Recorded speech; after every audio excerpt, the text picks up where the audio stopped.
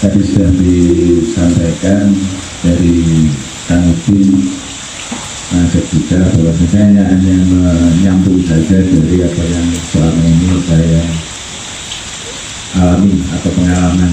Dan kebetulan saya ketemu dengan Buning, Pak Udin, Mbak Aji, dan beberapa teman-teman ini kebetulan satu frekuensi.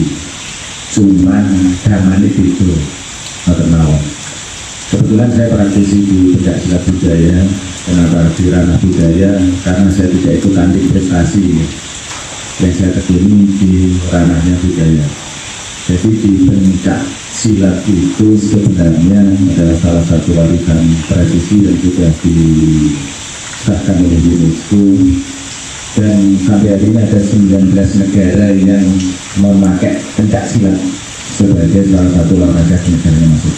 Tadi tentang pencaksilat adalah warisan asli bangsa Indonesia, di mana pencaksilat itu ada beberapa nilai yang bisa disampaikan atau nyambung lah, karena dengan diskusi malam hari ini pencaksilat adalah salah satu metode cara dari mbah-mbah kita itu untuk memberikan nilai-nilai pembelajaran yang sebenarnya membumi dengan kesantunannya, supaya apa, manusia itu mampu berbakti.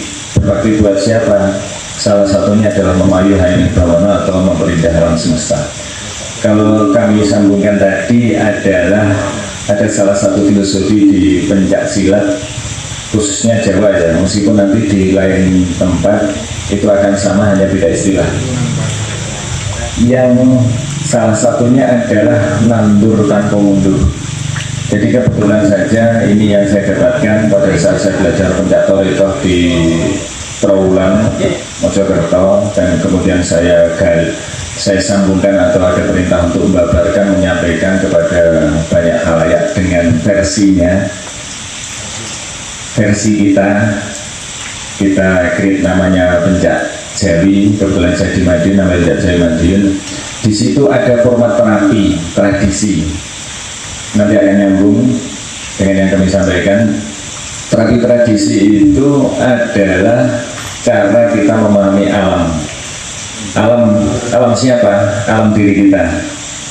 Jadi di diri kita ini, kalau di konteks terapi ya, terapi tradisi di Pencak itu adalah tulang itu ibaratnya unsurnya unsur kayu.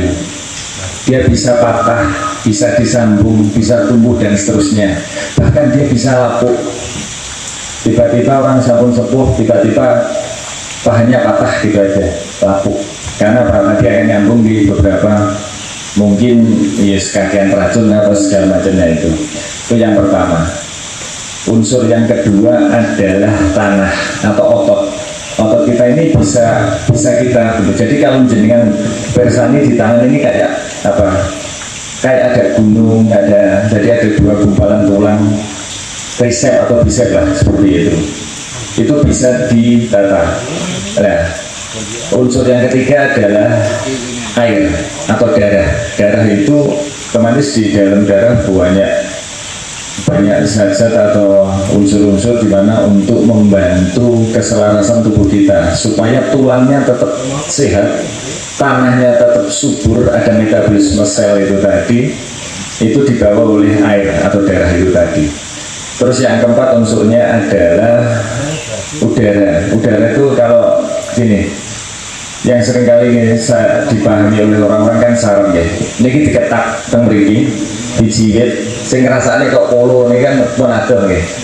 Nanti beberapa segmen akan kita sampaikan pada saat diskusi bahwasanya kalau semisal kecetit niku teng mriki benakne teng pundi, bahasane ngoten niku. Mungkin yang di beberapa dari yang hadir ini pernah interaksi dengan kami, nanti kita akan bisa sampaikan. Jadi salah satunya nandur tanpa mundur itu sebenarnya kita butuh banyak nilai. Kenapa kita bisa sehat? Salah satunya ya kita berinteraksi, kalau pakai gerak, ada pakai langkah, dan pakai nafas. Jadi manusia akan tetap teratur kalau ada olah nafas. Jadi pada waktu kita masuk, tarik nafas itu hanya oksigen murni yang bisa masuk ke dalam alveolus atau gelembung-gelembung udara yang berada di dalam paru-paru. Hanya oksigen murni. Meskipun kita ngerokok, meskipun kita berada di lingkungan yang benar-benar itu katanya orang nggak sehat segala macam itu. Bahkan kalaupun semisal kita berada di tempat yang benar-benar bau, kita hirup, itu hanya oksigen murni yang bisa masuk ke dalam darah. Nah, pada saat kita simpan di dalam paru-paru, dia tidak ada jalan keluar lain kecuali nyambungnya ke jantung. Pada saat kita tarik nafas ya, nanti jenengan bisa buktikan 10 kali aja jenengan tarik nafas, jenengan simpan di paru-paru, jenengan lepaskan nafas dari mulut seperti itu. Udara, oksigen sekalipun panas ya, dia akan menghangatkan darah kita, akhirnya membawa seluruh sistem vitamin, protein ke seluruh tubuh untuk metabolisme sel itu tadi. Jadi kalau darah ditambah angin, kita tahan sesaat saja, dia akan kados kompresor, mengalirkan darah lebih cepat. Nah, pada saat darah berputar lebih cepat, kita keluarkan nafas. Kalau kita keluarkan nafas lewat mulut, logikanya bukan oksigen yang keluar dari paru-paru. Beda dengan gini, lewat hidung, oksigennya keluar masuk, meskipun kadarnya beda dari yang masuk dengan keluar, karena dia sudah disimpan di alveolus, gelembung-gelembung kayak balon, kayak anggur ini, kayak anggur. Nah, pada saat kita lepaskan nafas lewat mulut, itu yang keluar adalah salah satunya asam lambung. Makanya semakin sering kita kalau olah nafas dengan keluarkan lewat mulut, berarti asam lambung lebih banyak yang keluar sampai habis benar-benar, habis, sampai terasa tekan di pusat perut ini, otomatis jenengan secara otomatis volume tubuh akan mengisi hanya oksigen. Otomatis jenengan coba ya, otomatis, dan seluruh sistem itu berpola terus menerus. Kalau tadi yang saya tangkap adalah kata-kata kiamat itu kayak cokro manggilingan, Bapak. Cokro manggilingan itu kalau di pencak itu dibelajarkan namanya menurut saya ini mungkin ada beberapa praktisi pencak budaya, ngapunten saya hanya bercerita apa yang kami pahami. Jadi cokro manggilingan itu kalau di pencak namanya putar gelang, Pak. Itu untuk mengingatkan sebuah proses pembelajaran putar gelang. Itu supaya manusia pada saat seseorang itu kan belajar pencak kan dipaksa untuk bisa memahami banyak hal. Dan salah satu torikohnya atau perjalanan di dalam pencak itu adalah nandur tanpa mundur. Kalau bahasanya Pak Udin adalah alam dan seterusnya, sebenarnya di pencak itu kayak orang dipaksa.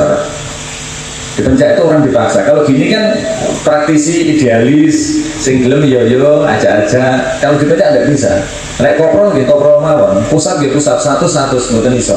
Nah itu salah satu dulu mbah-mbah kita itu mendapatkan sebuah nilai di dalam konteks budaya, dipaksa. Jalan nandur orang lain. Jadi kalau misal dulu kita belajar itu kalau di ojo pati-pati, bahasanya ojo pati, jangan sekali-sekali mematahkan pucuk daun. Bahasanya jalan nanti ke tengah alas laksananya pokok-pokok gitu. Itu sama sekali nggak boleh kalau kita dalam perjalanan. Terus ada sebuah proses latihannya itu adalah harus berendam di air. Itu kalau sudah lebih jam 12 malam, logikanya hangat atau dingin kalau di atas jam 12 malam. Mungkin nanti kita diskusi. Yang saya rasakan hangat kalau di atas jam 12 malam. Kenapa? Nanti jawabannya yaitu tadi yang ceritakan. Ada proses oksigen, narik karbon dioksida dan seterusnya nih, mengeluarkan oksigen. Dan itu kungkung. Air yang harus ngalir di atas jam 12 malam biasanya niku celai bulan nih, pas biar padang niku, tetapi tubuh tidak merasakan dingin. Dan harus ya nih, ternyata kita butuh air. Kalau sekarang kita mau butuh kungkung, Pak Nun saya wonten teket doa milih banyu sak nenten iki kali silo pun kangelan. Saya sampai hari ini cari tempat kayak kemarin saya berusaha ke sini, ada sendang rempelas di Kali Gayam mungkin ditempel ini, saya belum ke situ tapi dapat informasi supaya apa? Dapat aura seperti ini.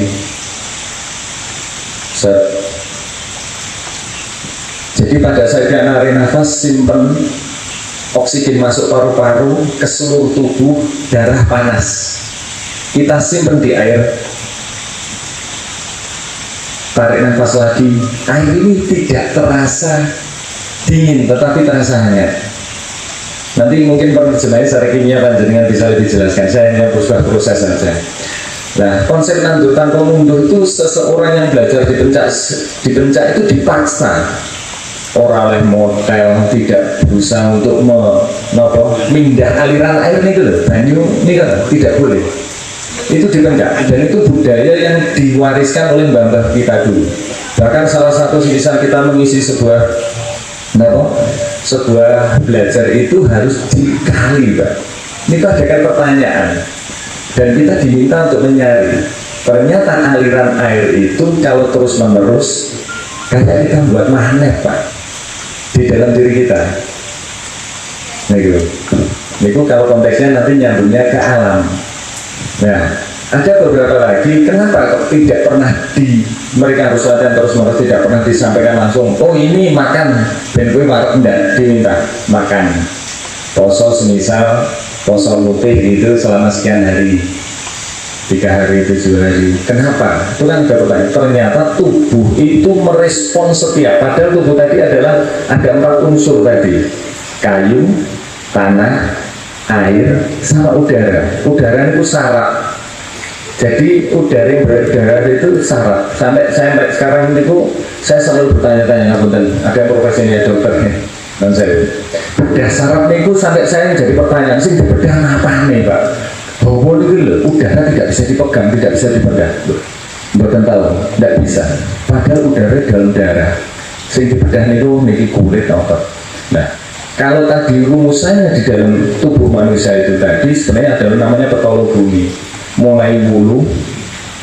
Nah, kalau bulu bumi itu suket ya. Bulu, kulit, daging, otot, getih, balung, sumsum itu jadi kesatuan utuh. Makanya tadi disampaikan tidak bisa lepas. Selalu akan sebuah sistem, tidak bisa lepas. Nah, ternyata pelajaran secara budaya dari gambar kita itu dalam konteks pencak ya, sopo sing temen bakal tinemu. Jadi benar-benar melatih ingatan ini. Salah satunya adalah yang jenengan unjuk ini namanya wedang seger. Unsurnya ini nanti akan bisa nyambung kepada kebutuhan tubuh kita. Sopo sing telaten bakal panen. Niki kalau telaten sejak tahun berapa? Sampai sekarang yang saya ingin interaksi adalah di terapi basicnya, terapi tapi dari pencak. Jadi tidak perlu nunggu. Dulu yang namanya sekarang, dulu pengobatan utama Pak ya, subuh ya, penyelarasan alam semesta itu dulu adalah pengobatan utama. Sekarang alternatif Pak. Ini adalah warisan-warisan budaya yang harus dipertahankan. Bahkan yang belajar ke sini nih tuh orang dari Brasil, orang dari Ethiopia, orang-orang luar banyak belajar di sini, belajar pencak. Dan di pencak itu ada yang orang belajar gerak saja, ada yang belajar spiritual, juga ada terapi. Kalau terapi sekarang pokoknya terapi sunah, sunah hanya bekam, bekam hanya bisa keluarkan darah Pak, tetapi dia tidak bisa menata simpul darah. Seperti gelek tadi gambar ini kan simbol-simbol. Itu hanya bisa dipahami orang yang tahu di dalam sebuah proses nih kungkum, akhirnya dia sakit ngerosok. Mana simpul-simpul udara yang berada di dalam air? Kan jero niki enten udara kan air betul. Makanya pelajarannya adalah gerak langkah nafas yang wiji rasa nih Pak singkat. Oh, buka. Nanti sakit kula napa sarangaken wonten mriki.